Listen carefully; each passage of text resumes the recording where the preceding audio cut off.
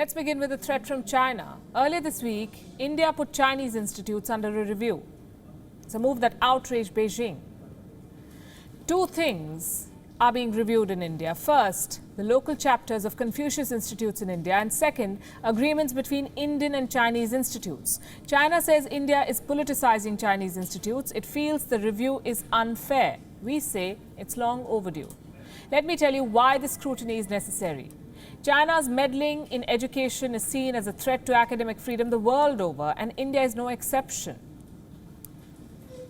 On your screen now is a report from Human Rights Watch. It came out last year.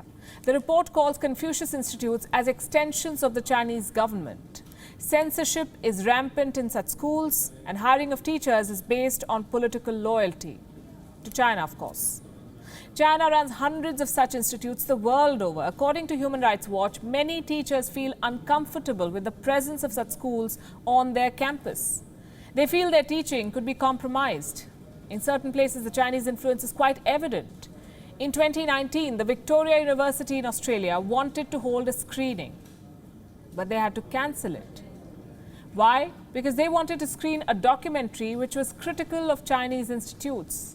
Now, this university had one such school on campus, a Chinese school. It lodged a complaint. The screening had to be cancelled. This is what China does. What has all of this got to do with India, you may ask? Well, India has three such institutes, three that we know of. All of them are essentially extensions of the Chinese government. Reports say Indian intelligence agencies have raised security concerns about these institutes.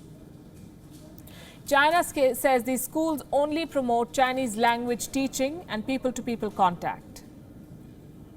But there are three T's that teachers cannot talk about: Tibet, Taiwan, and Tiananmen. Three T's that cannot be mentioned. Any Chinese school in the world knows that these three subjects are off limits.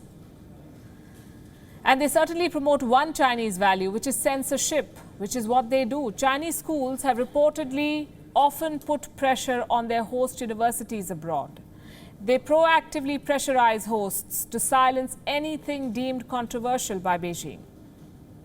In 2014, references to Taiwan were removed from a conference program in Portugal. Pages were literally torn from the handbook.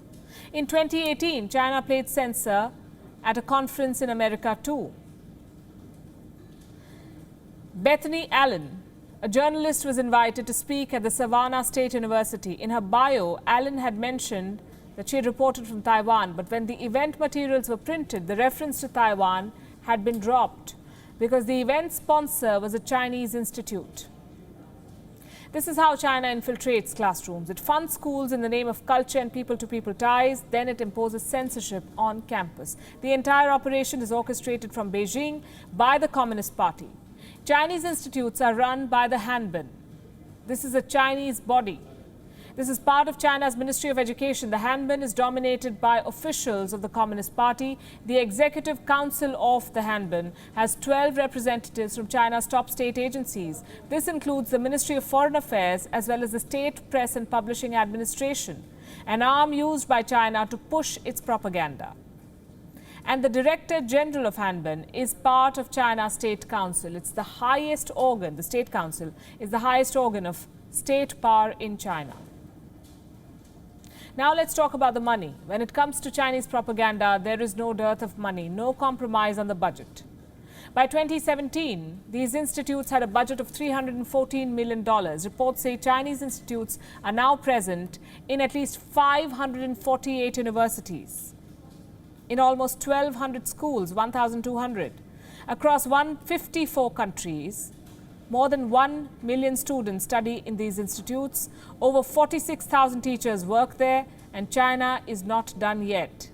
As of last year, it planned to have 1,000 such institutes. These schools serve only one purpose for China: push Communist Party propaganda around the world and ensure the party's influence spreads beyond China's borders.